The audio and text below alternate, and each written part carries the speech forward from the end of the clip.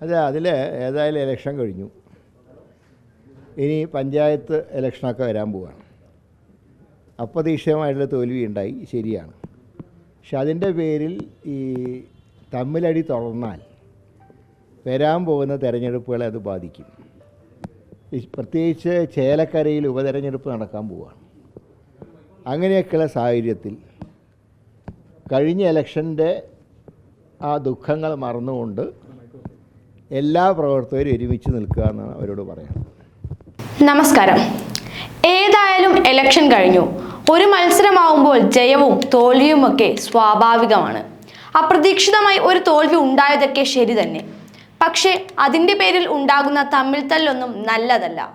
അത് വീണ്ടും പാർട്ടിയെ കൂടുതൽ വികൃതമാക്കാനാണ് നോക്കുന്നത്. അത് വരാനിരിക്കുന്ന തിരഞ്ഞെടുപ്പുകളെയും ബാധിക്കും. രാജ്യസഭയിൽ ഞാൻ ഒരു കാരണവശാലും പോകില്ല. ഞാൻ രാജ്യസഭയ്ക്ക് എതിരാണ്. BJPയിലേക്ക് വിളിച്ചാൽ ഞാൻ പോകില്ല. അതിലും നല്ലത് ഞാൻ വീട്ടിലിരിക്കുന്നതാണ് എന്ന് കെ മുരളീധരൻ. അതിൽ ഏതായാലും ഇലക്ഷൻ കഴിഞ്ഞു. ഇനി പഞ്ചായത്ത് ഇലക്ഷനൊക്കെ വരാൻ പോവുകയാണ്. അപ്രതീക്ഷിതമായിട്ടുള്ള തോൽവി ഉണ്ടായി, ശരിയാണ്.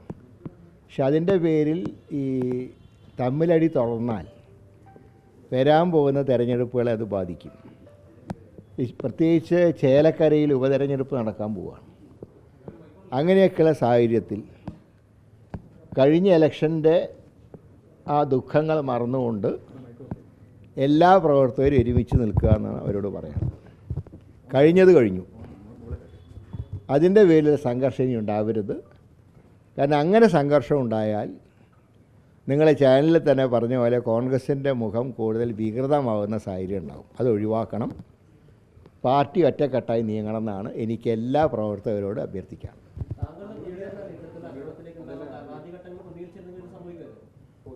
പ്രതികരിക്കേണ്ട സമയത്തെ പ്രതികരിക്കാൻ പാടുള്ളൂ. എപ്പോഴും പ്രതികരിക്കേണ്ട കാര്യമില്ല.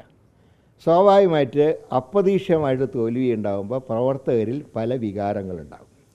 ഇതിനാ രീതിയിൽ മാത്രം കണ്ടാൽ മതി. അടി നല്ലതല്ല, പോസ്റ്റർ യുദ്ധമൊന്നും നല്ലതല്ല. അത് തന്നെയാണ്, അതിനൊരു മാറ്റം ഉണ്ടായി. ഇപ്പോൾ കെ സുധാകരനൊക്കെ താങ്കൾ വന്ന് കണ്ടു. താങ്കൾ വീണ്ടും സജീവമായ രംഗത്തുണ്ടാവും എന്നുള്ളതാണ്. ഏത് പോസ്റ്റിലേക്കും താങ്കൾ യോഗ്യനാണ്. KPC അധ്യക്ഷനാകുമ്പോൾ KPC അധ്യക്ഷൻ, വയനാട് സീറ്റ് വേണമെങ്കിൽ വയനാട് സീറ്റ്. അപ്പോൾ അത്രയും പാർട്ടി മുന്നോട്ട് ഓഫർ വെക്കുമ്പോൾ ഇനിയും സജീവമാവില്ല എന്ന് പറയുന്നത് അല്ല, അതിൻ്റെ ആവശ്യമില്ലല്ലോ. കോൺഗ്രസ്സിന് ഒരുപാട് നേതാക്കന്മാരുണ്ട്. എന്നാൽ നാളെ ലോക്കൽ ബോഡി ഇലക്ഷനൊക്കെ വരുമ്പോൾ ഞാൻ ഉണ്ടാവും പ്രവർത്തകർ. കാരണം അത് പ്രവർത്തകരുടെ ഇലക്ഷനാണ്. അതിന് ഞാൻ സജീവമായിട്ടുണ്ടാവും. അതുവരെ തൽക്കാലം മാറി നിൽക്കുക. അതാണ് ഏതാ ഞാൻ ഒരു കാര്യം ചോദിക്കട്ടെ. 20ൽ 18 സീറ്റ് കിട്ടുകയും 110ഓളം സീറ്റുകളിൽ കോൺഗ്രസ് UDF ഒന്നാം സ്ഥാനത്ത് എത്തുകയും ചെയ്ത സാഹചര്യത്തിൽ സുധാകരനെ മാറ്റാൻ പാടില്ല എന്നുള്ള അഭിപ്രായമാണ് എനിക്കുള്ളത്. കാരണം എന്ത് അടിസ്ഥാനത്തിൽ അദ്ദേഹത്തിനെ മാറ്റണം എന്ന് പറയുന്നത്? ഇത്രയും നല്ല റിസൾട്ട് കിട്ടിയാലും അപ്പം അത് ചെയ്യാൻ പാടില്ല. അതുകൊണ്ട് അടുത്ത ലോക്കൽ ബോഡി ഇലക്ഷൻ വരെ അദ്ദേഹം തന്നെ തുടരണമെന്നാണ് എൻ്റെ വ്യക്തിപരമായിട്ടുള്ള അഭിപ്രായം. തീരുമാനം എടുക്കേണ്ട പാർട്ടിയാണ്. അത് തരേണ്ട ആവശ്യമില്ല. ഈ തന്നാൽ സ്വീകരിക്കുക എന്നുള്ള ചോദ്യത്തിന് പ്രസക്തിയില്ല. സുധാകരനെ മാറ്റരുതെന്നാണ് എൻ്റെ അഭിപ്രായം.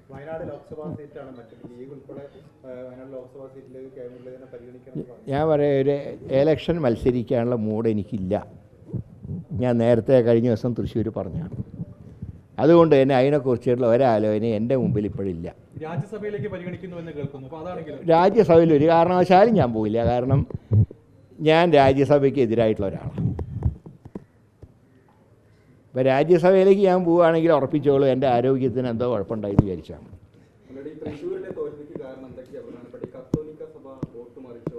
വോട്ട് മറച്ചതല്ല, അവരുടെ വോട്ടിൽ വിള്ളലുണ്ടായി. വോട്ട് മറയ്ക്കലല്ല. വോട്ട് മറച്ചു കഴിഞ്ഞാൽ കൂടെ വന്നിട്ട് ഉള്ളതിനെയാണ് മറയ്ക്കൽ എന്ന് പറയാം. ഇതല്ല, അവരുടെ നിലപാട് BJPക്ക് അനുകൂലമായിരുന്നു. തൃശ്ശൂരിലൊരു കേന്ദ്രമന്ത്രി വന്നാൽ അത് തൃശ്ശൂരിന് ഗുണകരമാണ് എന്നുള്ള ചിന്താഗതി അവരിൽ യങ് ജനറേഷൻ ഉണ്ടായി. പക്ഷേ അതിലെ പാരമ്പര്യമായി കോൺഗ്രസ്സിന് ചെയ്യുന്ന വോട്ടുകളൊക്കെ കിട്ടിയിട്ടുണ്ട്.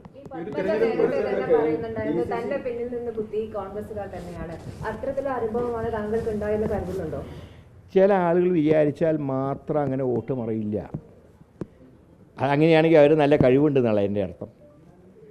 കെ മുരളീധരനെ പോലെ ആളെ തോൽപ്പിക്കാൻ കഴിവുണ്ട് എന്ന് പറഞ്ഞാൽ അവർക്ക് നമ്മളൊരു അംഗീകാരം കൊടുക്കണ്ടേ? അതുകൊണ്ടൊന്നും അല്ല തോറ്റ്. ഈ പറഞ്ഞ പോലെ പരമ്പരാഗതമായി കിട്ടുന്ന വോട്ടുകളിൽ വന്ന വിള്ളലാണ് അവിടുത്തെ ഈ പരാജയത്തിൻ്റെ കാരണം.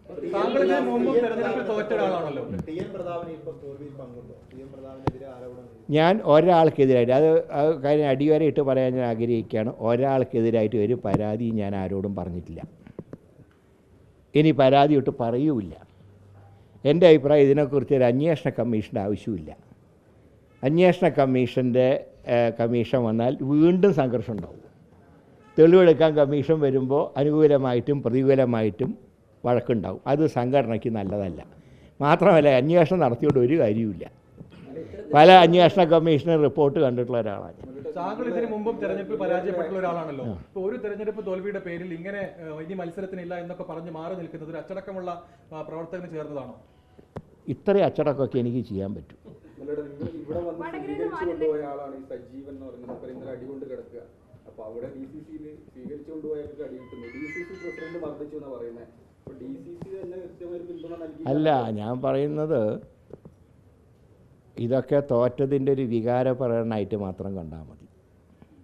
അതല്ലാതെ അതിൽ ശരി തെറ്റുകൾ പറഞ്ഞ് ഇനി സംഘടന കൂടുതൽ തളരാൻ പാടില്ല എന്നാണ് എൻ്റെ അഭിപ്രായം. പിന്നെ അല്ലാതെ ഇപ്പോൾ DCC പ്രസിഡന്റ് കയറി ഇനി ആരെ തല്ലാനാ? DCC പ്രസിഡന്റ് വോട്ടർമാരെ പോയിട്ട് തല്ലണം? വികാരപ്പെടണം, അങ്ങോട്ടും ഇങ്ങോട്ടും തീർക്കും. അത് തീർന്നു. ഞാൻ ഒന്നും ആവശ്യപ്പെടില്ല. അത് തീരുമാനിക്കേണ്ട KPC പ്രസിഡന്റാണ്. അതൊക്കെ പാർട്ടി തീരുമാനം എടുക്കേണ്ട കാര്യമാണ്. ഒരു കാര്യം മാത്രമേ ഞാൻ പറയുന്നുള്ളൂ, തെരഞ്ഞെടുപ്പിലൊക്കെ ആരൊക്കെ കള്ളക്കളി കളിച്ചു എന്നൊക്കെ ജനങ്ങൾക്കറിയാം. അതൊക്കെ ജനങ്ങൾ ഭാവിയിൽ പ്രതികരിക്കേണ്ട സമയത്ത് ജനങ്ങൾ പ്രതികരിച്ചോളൂ. അത്രേ ഞാൻ പറയുന്നുള്ളൂ. ആര്? ഞാനിത് വിമതസ്വരാണോ? പാർട്ടിയിൽ അച്ചടക്കം പാലിക്കണമെന്ന് അഭ്യർത്ഥിക്കുന്നതാണോ വിമതസ്വരം?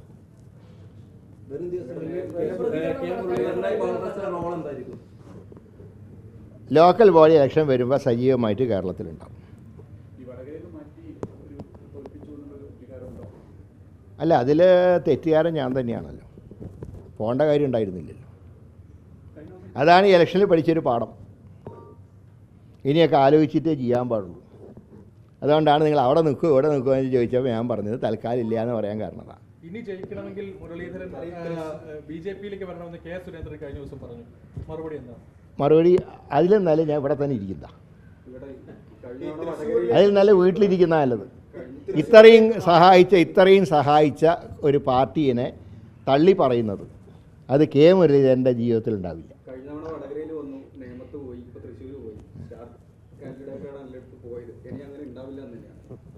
അത് തന്നെ. ഇനിയിപ്പോൾ എല്ലാം പോയെങ്കിലും ഈ വീടുണ്ടാവുമല്ലോ, അത്ര മതി. അസാധ്യമെന്ന് കരുതുന്നത് ഇനി സാധ്യമാകും. ഹാട്രിയിലൂടെ ഹാട്രി hair transplant and PRP clinic.